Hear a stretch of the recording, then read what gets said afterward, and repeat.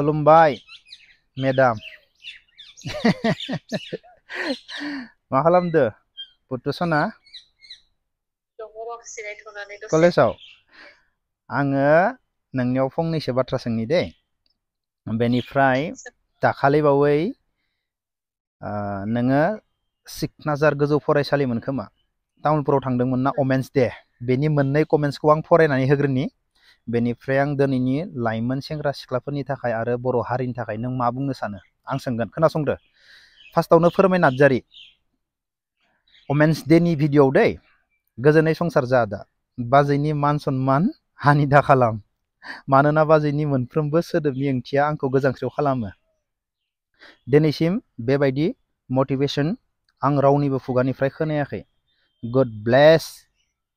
both of you I salute बाजै बाजैखौल' salute होलायदो आंखौ होलायाखै बै मान गथ'आ फोरमाया बेनिफ्राय मोनसेबाव दिदोम गोरा बाजैखौ सोंखारिग्रा मानसिफ्रा 100 बार जोनोम लाबाबो बाजै बायदि जानो हागोन ना हाया बेखौ सानना लानाया मोजां जोंनि समाजनि रियेलिटिया बेफोरबायदि हिउमेन रिसर्स सुबुंखौ बिथा खालामनानैसो सोलियो सोरनिबा ससियेल मिडियानि अबुल थुबुल जों गंसे समाजा दैदेनजाया जों लाइमोनफोरा दाबो जोबोर थौले गोसोनि दं गाज्रि सुबुंफोरखौसो सापर्ट खालामो गुवारै बिजिरना नायनो रोङा जायनि थाखाय बिसोर सोरबा टिचार प्रफेसर ससियेल वर्कार बेफोरखौ मान होनो रोङा हा बेफोरबायदि कमेन्ट हरदो दा आंनि सोंथिया बेनो दा बेफोरबायदि कमेन्ट्सखौ मोननानै आरो गोबां मोजां बेखौथ' आं बुंस' हाया हाजाराव आङो मोननैसोल' कमेन्टखौ बोखांदों गोबां भिडिअनि आरो बेनि गेजेराव गाज्रिबो दङ जों सानैनि गेजेराव दा बेखौ लानानै बर' हारिनि बागै आरो लाइमोनफोरनि थाखाय नों मा बुंनो सानो बर' हारि बा लाइमोनफोरनि बागैथ' गोबां बाथ्रा बुंनो सानो नाथाय जोंनि बर' हारिनि गेजेराव बा लाइमोनफोरनि गेजेराव माने मोजां बाथ्रा बुङोबाबो माने खायफा मानसिया माने जोबोद गाज्रि मोनो आरो माने मोजां बाथ्रा बुंनायफोरखौ आरो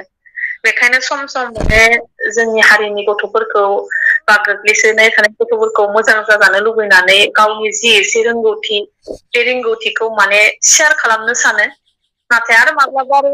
सोरनिबा नेगेटिभ माखासे कमेन्टफोरखौ नुयोबा बुंनानैलाय मा जानो बिदि होननानै गोसोआव माने साननाय फैयो आरो एबा सोरनिबा जोङो दा जोंनि दा गेदेर मानसिफोरनि जिउ जारिमिनखौ जुदि जों फरायोब्ला जोङो मिथिनानै मोनो गोबां ट्रेजेडि बा दुखु दाहानि गेजेरजोंसो माने साक्सेस जानाय आरो माने बेफोरबायदि गेदेर मानसिफोरनि जों स्ट'रिखौ फरायोब्लाथाय जोङो मिथिनानै मोनो आरो माने माबायदिहाय लाइफआव दावगानांगौ माबोरैहाय जोङो स्ट्रागोल खालामनांगौ बेफोर बाथ्राफोरखौ जोङो मिथिनानै जोङो मोनो आरो बेखायनो आंबो बेफोरबायदि थासारिजोंनो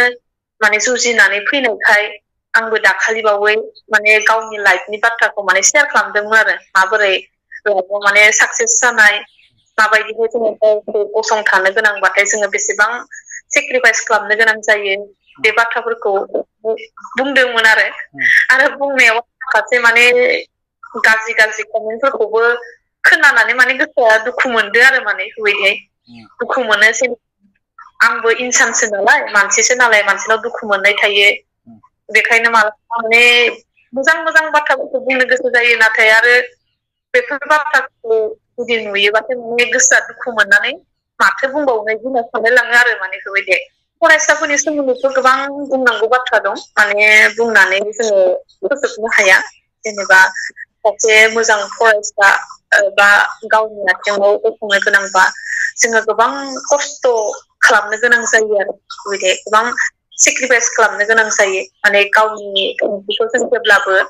मा खालामनांगौ इम्परटेन्ट होग्रोनांगौ आरो मानो होनबाथाय मानसिनि जिउआ थांखि जुदि गैयाब्लाथाय लाइफआव जुदि थांखि गैयाबाथाय जिउनि लामायाव नों मा जायो आन्दायनो गोनां जायो आरो बेखायनो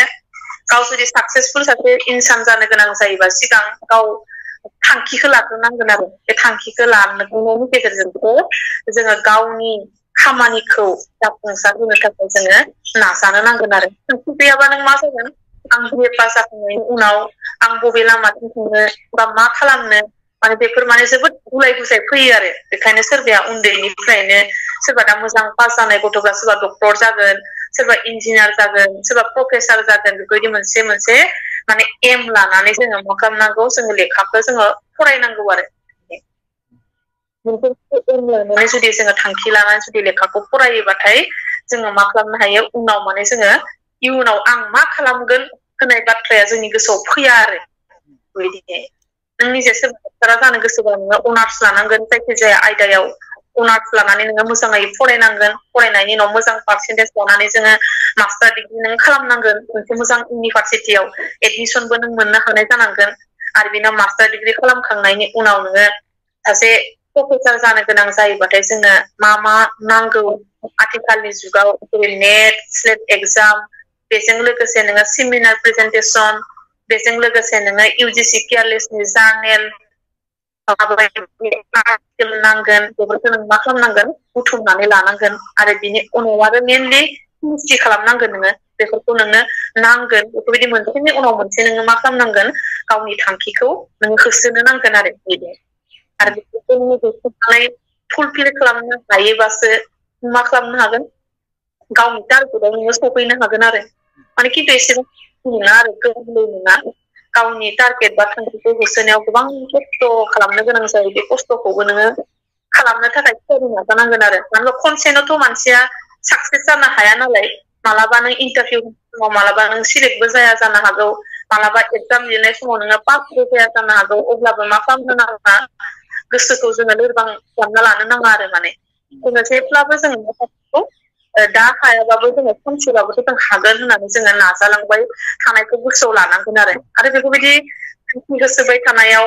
गोबां मानसियानो नोंखौ माने गोबां बाथ्रा बुंगोन आरो गोबां मानसियानो नोंनि गोसोखौ सेफायनो होनो नाजागोन गोबां मानसियानो नोंखौ बायदिसिना रोखोमनि बाथ्रा बुंनानै नोंनि गोसोखौ दुरबल खालामनो नाजागोन आरो अब्लाबो नों मा खालामनांगोन नोंनि थांखियावल' नों गसंनानै थानांगोन आरो नोंनि थांखिखौ नोङो गसंनानै नोङो बे सिदा लामाजों नों खालामनांगोन थाबायलांबाय थानांगोन आरो गुबुना जेखि बुङा बे बाथ्राखौ नोङो खोमासंनो नाङा जुदि नों गुबुननि बाथ्रा बुंनायखौ जुदि नोङो थांखि होसोबाय थानाय समाव जुदि खोमासुयोबा नोङो थांखियाव सौफैयाबो जानो हागौ आरो बेबायदि बेखायनो जों गासैबो बाथ्राखौ जोङो इगनर खालामनानै जोङो मा खालामनांगौ गावनि सायाव फोथायनाय लानांगौ माने गावनि सायाव फोथायनाय जुदि दङब्ला जोङो मा खालामनो हायो सानसेबाबो जोङो साक्सेस जोङो जानो हायो आरो बेखौ गावखौ जों मा खालामनांगोन फोथायनांगोन हागोन होननानै नोङो जेब्लाबो खामानि मावनानै जोङो आगबारिलांनो नाजानांगोन आरोबा नों खामानिखौ मावैनि सिगांनो नों जुदि हाया होननानै फावसायोब्ला बे बोरै नोङो थांखिसिम सफैनो हानो बेबायदि फोथायनो लाखिनांगोन नाजानो नांगोन खस्थ' खालामनो नांगोन बेनि उनावसो नों मा खालामनो हायो गावनि थांखिखौ सहैनो हायो आरो अब्ला मेडाम दोनथ'नोसै बेखिनियावनो मा मिनिस्लुस्लु मेडामालाय जेबो नङा दोनथ'नोसै मेडाम हा मोजां क्लास खालाम गथ'फोरखौ मोजां फोरों गथ'फोरखौ ओरैबायदि फोरों माने क्लास खालामालासिनो थानाङा बानानै मानो होनबा जोंबो कलेज फरायना फैनाय हा मोनसे समाव जोंबो लिंना लायनांगौ जायोमोन लिंना लायनांगौ खालामलायनाङा आंखौ रागा जोङोलै बेफोरबायदि बुङोब्ला जेसेबां हायो एसेबांनो बेस्ट माने मोननै क्लास खालामनांगौमोन बेयाव मोनथाम खालामबानो जाबाय खस्थ' खालामदे मेडाम दे गथ'फोरा मोजां जाथों जाहाथे गामिनि गथ'फोरा जाहाथे मोजां जायो अके जाहाथे गामिनि गथ'फोरा मोजां जायो माने गथ'फोरखौ खस्थ' खालाम बानाङा हा माने सरकारा फैसाखौ ओरैनो होआ खस्थ' खालामनायनि थाखायसो होयो बानानै गिदिंथिंनाङा मानो होनबा जोंबो कलेज फरायमोन सिगां नागिरथिंलायनो गोनां जायोमोन सम लानानै मेडामखौ नागिरनो सारखौ नागिरनो होनना नागिरथिंलायनो गोनां जायोमोन नोंसोरो नोंखौ नागिरलायनाङा जानांगोन दे गोसो होना क्लास खालामदे मेडाम दे अके लोगो मोनगोन मेडाम दे